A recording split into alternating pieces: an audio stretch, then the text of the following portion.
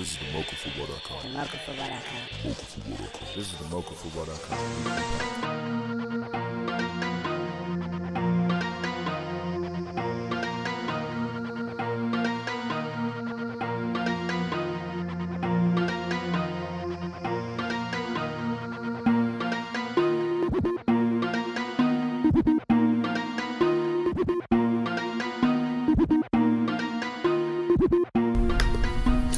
So everybody, I'm going to be flying solo again today. Damon has some things to get to deal with, but we're still going to have a really great show. We're going to get into last week's game of the week, which was QO heading over to the Black Hole to face Northwest, and QO ended up coming out with a victory, 24-21.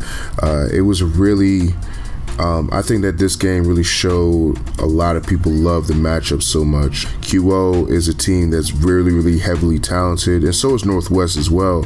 But everybody knows QO for being a team year in, year out that's producing Division I type talent, and guys that are going to go on, and we're going to hear their names on Saturdays.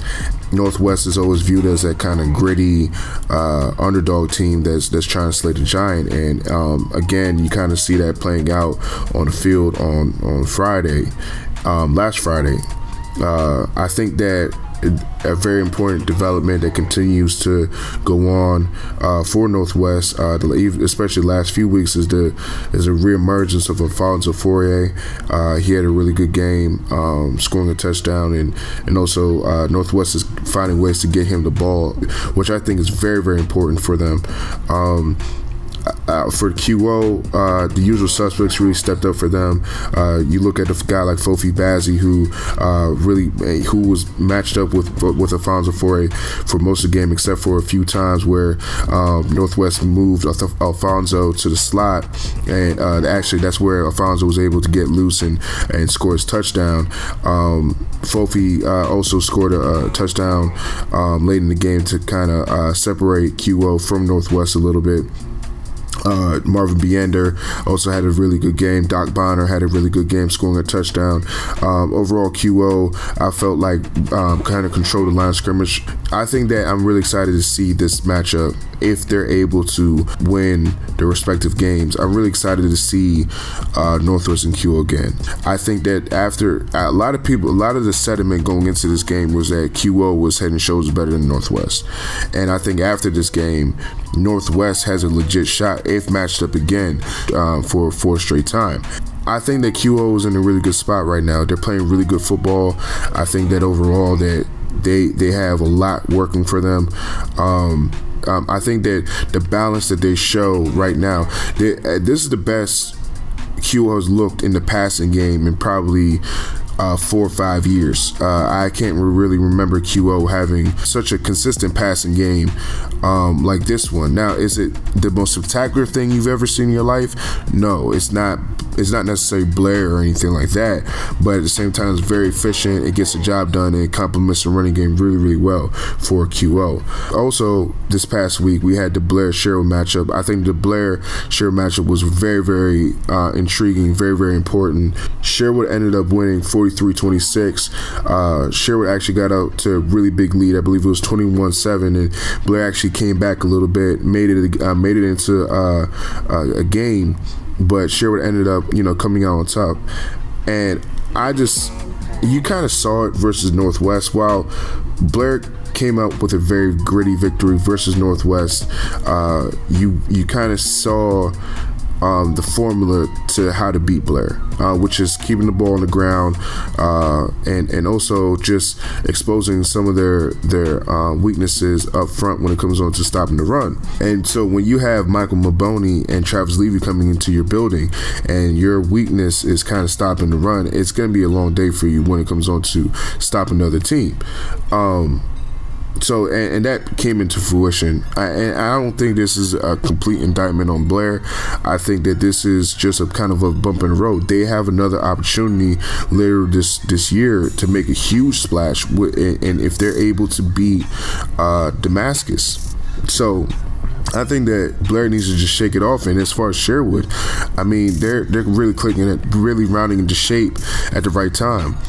I remember everybody after the BCC game, first game of the season, everybody was all up in arms and worried about Sherwood. But now, if you really look back at it, it was just one of those situations where Sherwood was trying to get their feet wet with a young quarterback, and now this young quarterback has made tremendous steps forward. And I think that going forward, it's going to be exciting to see what this young kid can do as time moves on. All right, everybody, we have a special treat on for you today. We have Christian Greaves, the electric playmaker from Einstein High School. Einstein is on a roll right now, 4 in a row. And Einstein is one of those teams that is in the mix for that 4th seed in the playoffs. Chris, thank you so much for coming on with us, man. And we are thoroughly enjoying the success of Einstein this year and what you guys have been able to do. First and foremost, talk about your journey, right? Because you've been through a lot, your 4 years in high school, first starting out at Northwood, then transferring over to Einstein, getting hurt, then coming back this season, having the season that you had. Talk about your journey and just explain to everybody the things that you have had to overcome and to get to the spot that you're at right now. Honestly, it was hard because my freshman year, I just got moved to the varsity. I was small man, everybody getting picked on by not the older kids, but the older players. Mm-hmm. And it was hard. So I pushed myself my sophomore year, and I had a big season. Mm-hmm. And that was just crazy for me. I got a lot of exposure and everything. Mm-hmm. Then I transferred, and I went to Einstein, and I was busting my butt over there, thinking I'm going to have a real good season. And I started off really good. I was top 2 in local receiving yards and everything. Mm-hmm. Then the injury happens, and I was just heartbroken after that. Mm-hmm. I was heartbroken. It was sad. And then it was sad because I let my team down as well, because once I got hurt, the team just started losing, and we weren't doing as well as we expected to do. But then we got in the coaching staff this year. Everybody started to believe. Everybody's working hard in the weight room, and it's just crazy. We just turned around. Right. We got 4 wins straight. Right, absolutely. And, talk about that, the new coaching staff, and obviously talk about Bonavia and what he's been able to bring to the table and some of the things that you liked that he's implemented. Honestly, I love his defensive mind, because Northwood, when I was there, and Einstein last year didn't really have a good defense. Mm-hmm. So Bonavia, he loves defense. So that defensive mind, the not giving up points, is great, because when the offense scores, you can rely on your defense to stop somebody, because we got a couple of zeros where nobody scored on us. So I love it. Right. No, absolutely. And you guys, and one of the games there where you really need your defense was in the Paint Branch game. Yeah, exactly. That game was, I'm pretty sure that was really huge for your program. Just explain. 2012, we haven't. Exactly. Just go through that. What that means. They're relatively close to you guys. You guys, some of the similar kids look at both Paint Branch and Einstein as destinations. Within that area, coming from the middle school ranks. Just explain what that means to that community and what that meant to you guys overall.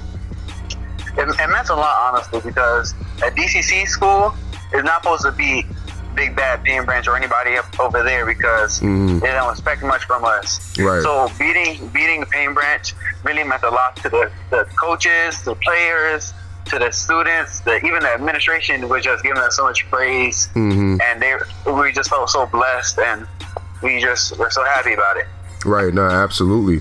And beyond just the emotional ties to it, it kept you guys in the playoff hunt. You guys are yeah, it definitely, man. You guys are right there when it comes on to the playoff picture. Just explain what that means to you guys, and what are you looking to do moving forward to ensure that Einstein is gonna be there right at the very end.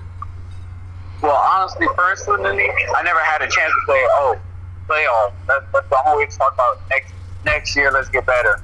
Right. This year, I can actually say, hey, let's get ready for the playoffs this year. And we're only 1 point out right now from Northwest. Right. That's real big. Right. Then, so every game counts. You can't lose anymore. Every game counts.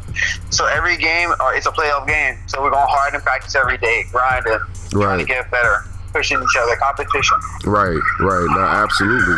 And you mentioned how every game is a playoff game, and you guys still have two really good opponents left, two top Elite Six opponents left in Sherwood and Blair.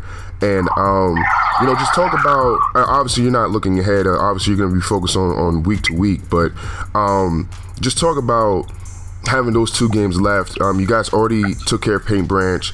Looking at those two games and the mentality going forward. We circle Blair on our schedule because they're in the DCC, so it's a big little rivalry there. Right. And it'll be for the DCC Cup because we're both undefeated in the DCC. Both haven't lost there, and whoever wins is the champion of the DCC. So that means a lot to us, the players, and the community to win that. And with Sherwood, they're a great team, but every great team can lose. Right. So we're not worried right now. Absolutely. So when we get down the road, because Bonavia went there, so he knows a lot of the coaching staff. So that means a lot for him.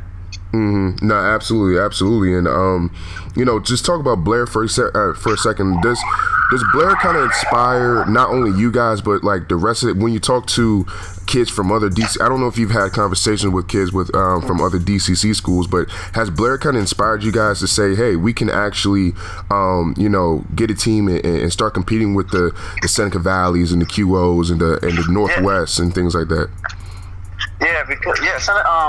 Blair does motivate us because I remember my sophomore year, they went to the playoffs, and everyone's like, what, Blair? I'm like, yeah, they working. Doesn't matter where you come from. You got players, you can play. And have great coaches over there.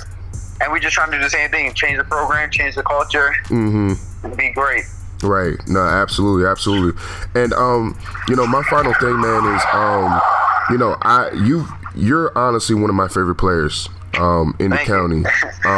Not only are you a kid that, you're a big physical kid, but you have the speed and the quickness combination that a lot of people don't have, and the explosion and everything like that, man. And, and you make humongous plays for your team. Just, take us through, what kind of got you to this point? Like what kind of training, some of the coaches that kind of influenced you to get to the point that you're at right now? Well, one of my coaches is Brian Marshall, and he was a coach at Northwood, and that man pushed me every day. And when I say my sophomore year, I was working in the winter, like 30-degree weather outside.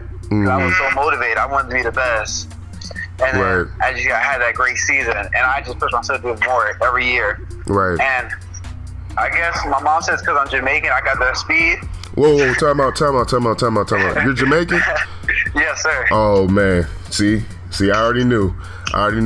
We have another one, folks. There you go. Go ahead.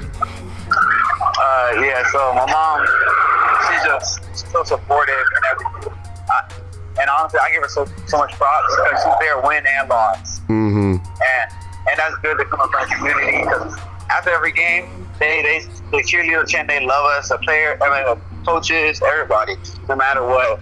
And that's great, especially from a lower school. Like, we have a lot of kids at our school. We have players, as you see guys, from like Northwest. Well, we don't have 50 kids on our roster. We got 25 kids that want to work and win. Right.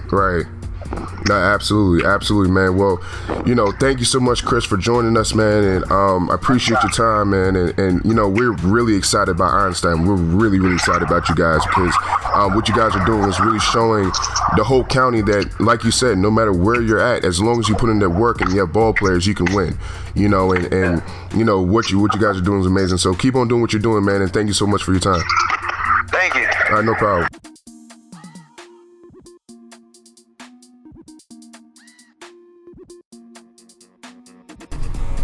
Okay, we're going to talk about this week's game of the week, which is Sherwood versus Paint Branch. Sherwood is coming off a very emotional win versus over Blair, as we previously mentioned. And Paint Branch is coming off of a very convincing win. I think that this matchup is very intriguing because this is a rivalry matchup.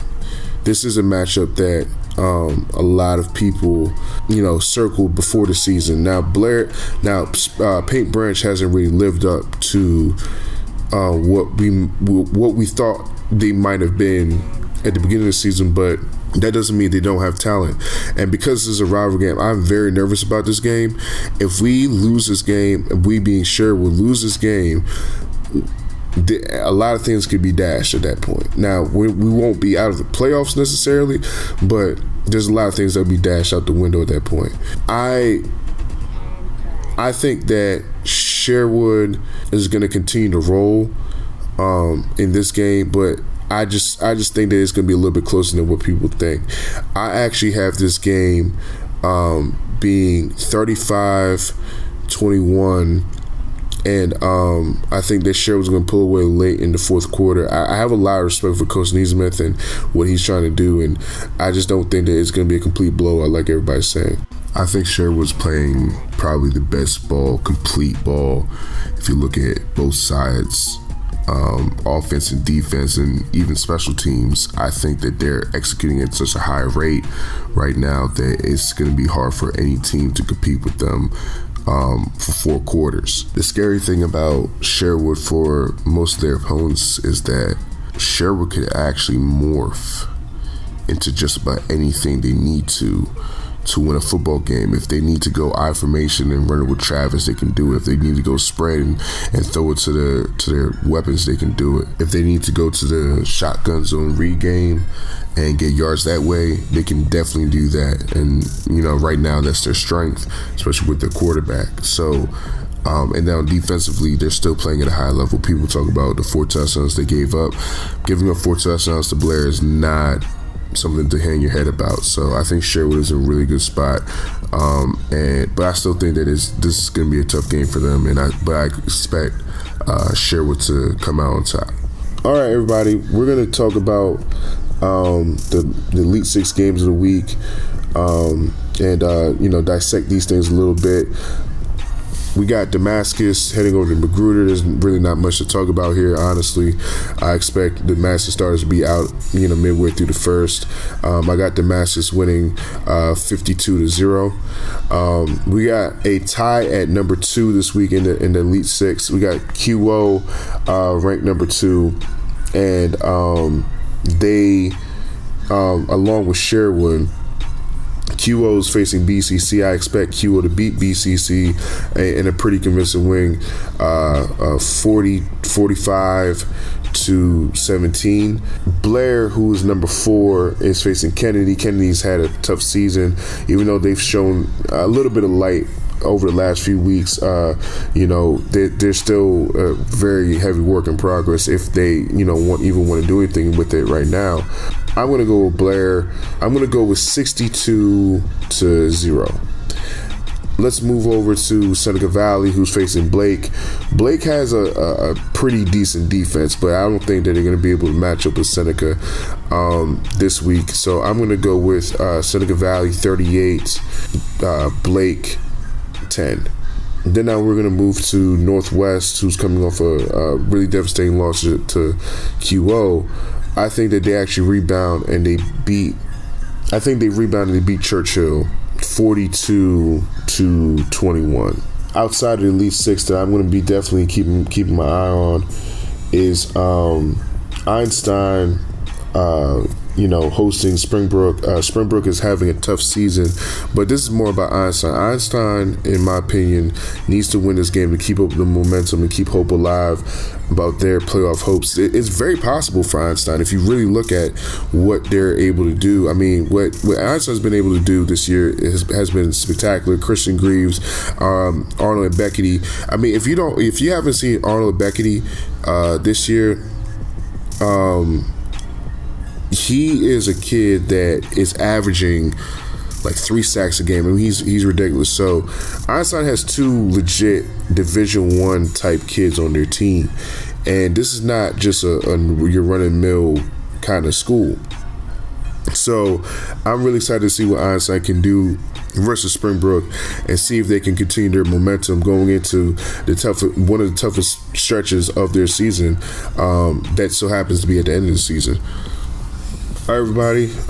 Unfortunately, like I said, Damon is not going to be able to join us. I'm pretty sure you guys probably figured that out already. But thank you so much for joining the show. I hope you enjoyed the Christian Greaves interview, and see you next week.